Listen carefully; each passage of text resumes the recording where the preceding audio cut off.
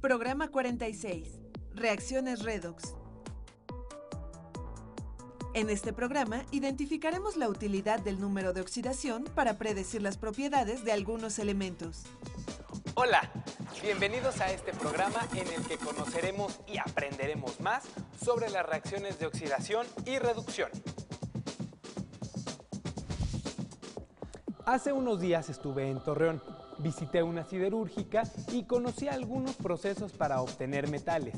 Descubrí que no todos los minerales son óxidos y algunos tienen nombres raros como Lenda, dolomita y cinabrio.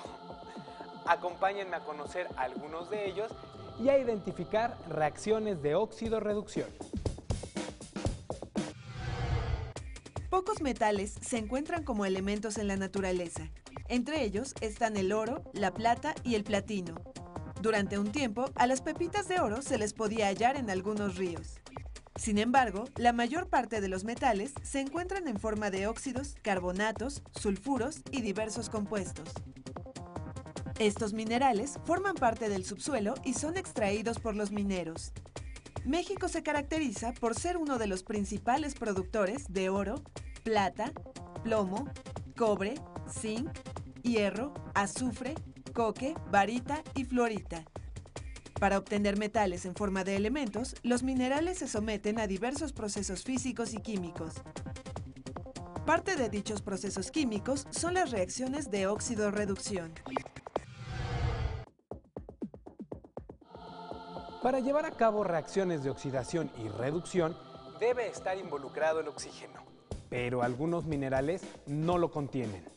Entonces, ¿cómo podemos saber ¿Cuál elemento se oxida y cuál se reduce? Para identificar los elementos que se oxidan o se reducen durante una reacción, los químicos acordaron crear el concepto de número de oxidación. Esta herramienta matemática se refiere a la carga asignada a cada átomo que en un compuesto puede ganar o perder electrones. El número de oxidación es siempre un número entero acompañado de un signo positivo o negativo. A todos los elementos que se encuentran aislados, es decir, los que no están formando compuestos, se les asigna un número de oxidación de 0. Para este experimento necesitamos 25 mililitros de disolución de sulfato de cobre, granalla de zinc, un vaso de precipitados. Colocamos la disolución de sulfato de cobre en el vaso de precipitados. Agregamos el zinc y esperamos a que ocurra la reacción. El cambio en la coloración de la disolución y la aparición del polvo rojizo son evidencias de que han ocurrido cambios químicos. El polvo rojizo es cobre metálico que originalmente estaba como ion en la disolución de sulfato de cobre. La reacción puede representarse con una ecuación química. En esta reacción, el cobre y el zinc participan como elementos. Por esa razón se les asigna un número de oxidación de 0.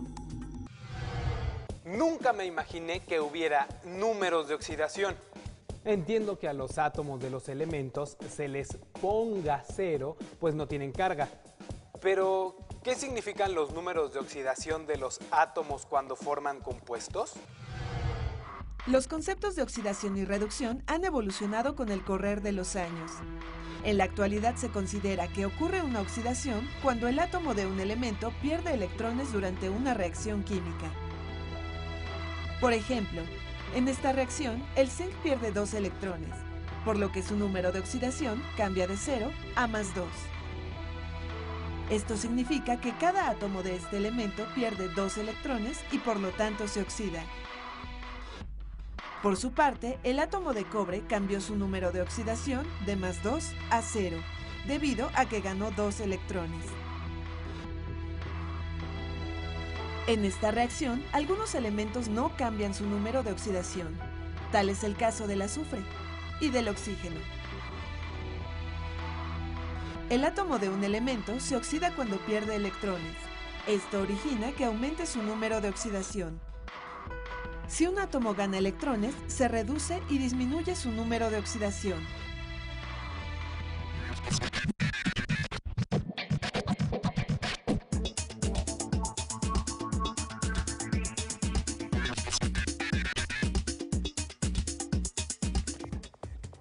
Sorpréndete, de las placas radiográficas puede obtenerse plata. Durante el proceso de revelado, las placas quedan impregnadas con algunas sustancias que contienen plata. Si se someten a tratamientos químicos que involucran reacciones de oxidación y reducción, es posible recuperar este elemento. Esto ayuda a cuidar el ambiente porque se evita que, al ser desechada la radiografía, la plata contamine el suelo y el agua. Como hemos visto, se realizan diversos procesos de oxidación y reducción a nuestro alrededor. ¿Qué otras aplicaciones tienen estas reacciones? Algunos excursionistas y escaladores de alta montaña se ven expuestos a temperaturas muy bajas. Para evitar el congelamiento de algunas partes del cuerpo, utilizan unos paquetes calentadores. Estos dispositivos incluyen hierro en polvo que en presencia de un catalizador forma óxido de hierro 3. Durante esta reacción, el hierro se oxida ya que cada átomo pierde 3 electrones. Su número de oxidación cambia de 0 a 3 más. Los átomos de oxígeno se reducen, pues cada uno gana 2 electrones. También se libera energía que en este caso se usa para calentar algunas partes del cuerpo.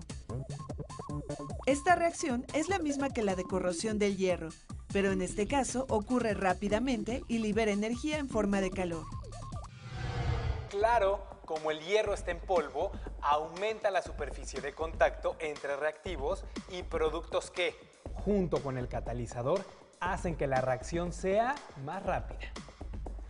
Ya voy entendiendo qué pasa con las reacciones de oxidación y reducción. Pero, ¿habrá alguna forma de saber si un elemento se oxidará ¿O se reducirá durante una reacción? El número de oxidación de un elemento puede variar de un compuesto a otro. Por ejemplo, en estos compuestos, el nitrógeno puede tener como números de oxidación más 5, menos 3 y más 4. Sin embargo, se puede tener una idea de si un elemento se oxidará o se reducirá. Basta ubicar su posición en la tabla periódica. Los metales alcalinos del grupo 1 y los metales alcalino-térreos del grupo 2 son los que presentan mayor tendencia a oxidarse. Estos elementos tienden a perder con facilidad sus electrones. El francio es el elemento de la tabla periódica que se oxida con mayor facilidad. Los elementos del grupo 7 o halógenos presentan una mayor tendencia a reducirse. El flúor, por su parte, es el elemento con mayor tendencia a ganar electrones. Por ello, se reduce con mayor facilidad. En un mismo grupo, la tendencia de los elementos a oxidarse aumenta de arriba hacia abajo y disminuye de izquierda a derecha en un mismo periodo. Hagamos un experimento para comprobar esta tendencia. Para este experimento necesitamos un trozo de cobre,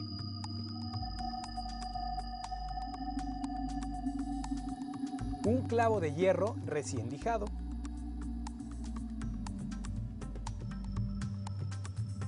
dos tubos de ensayo,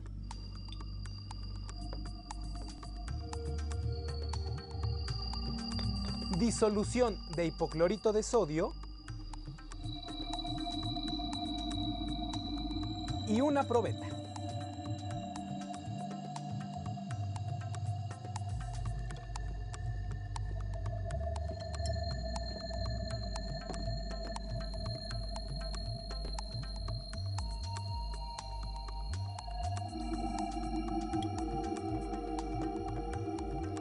Tenemos dos tubos con disoluciones de hipoclorito de sodio. En uno de los tubos agregamos el cobre y en el otro el clavo de hierro. Luego esperamos a que ocurra la reacción. el cambio sucede más rápido en el clavo de hierro. Si dejamos que pase más el tiempo, observaremos cómo continúa la oxidación del cobre. Por su ubicación en la tabla periódica, el hierro tiende a oxidarse con mayor facilidad que el cobre. Veamos ahora algunas aplicaciones de estos conocimientos químicos. La distinta rapidez con que se oxidan los metales se aprovecha para retardar la corrosión. Los metales de las tuberías subterráneas se oxidan con facilidad debido a la humedad del suelo y a la presencia de electrolitos, entre otros factores. Como consecuencia, el metal pierde electrones, se oxida y se corroe. Para retardar la corrosión del hierro, se entierran trozos de un metal fácilmente oxidable como el magnesio. Con un alambre conductor se conectan los tubos y los trozos de magnesio. Los electrones fluyen hacia la tubería y la protegen de la corrosión. El magnesio se oxida. Este proceso se conoce como protección catódica. Esta es otra utilidad de la tabla periódica. Conocer la facilidad con la que los elementos se oxidan. Acompáñenme a ver otros usos cotidianos de las reacciones de oxidación y reducción. Muchos objetos de metal están recubiertos por otro. Para hacer esto, se necesita una pieza de metal con que se va a recubrir el objeto. Por ejemplo, cobre. El objeto y el trozo de cobre se introducen en una disolución de sulfato de cobre. El objeto y la pieza metálica se conectan a una fuente de corriente directa. Al cerrar el circuito, el objeto se recubre con metal. El proceso para cubrir objetos con metales se denomina galvanoplastia e involucra reacciones de óxido-reducción. Por ejemplo, si se desea recubrir un objeto con plata, se utilizan un trozo de plata y una disolución de cianuro de plata. Al cerrar el circuito, los electrones fluyen del polo negativo hacia el objeto, mientras que los iones de plata de la disolución se desplazan hacia el objeto. Al llegar a él, los iones ganan electrones y la plata se deposita sobre el objeto. La plata se reduce porque gana electrones. En el polo positivo se forman iones de plata que migran hacia la disolución. De esta forma se cuenta con más iones de plata para recubrir el objeto. La plata se oxida ya que pierde electrones. Cuando algunos objetos de hierro se cubren con cromo, el proceso se conoce como cromado. En cambio, si se utiliza zinc, lo que se obtiene es el hierro galvanizado. Resultó interesante conocer tantas aplicaciones de las reacciones de óxido-reducción. La elaboración de muchos objetos de uso cotidiano implica este tipo de cambios químicos. También hemos identificado la utilidad que tiene la tabla periódica para predecir lo que sucederá cuando se llevan a cabo estas reacciones. Es decir, cuál será el elemento que se oxidará y cuál el que se reducirá. Con razón los químicos valoran tanto esta herramienta. Hemos llegado al final de este programa. Espero que lo hayan disfrutado tanto como yo. Hasta luego.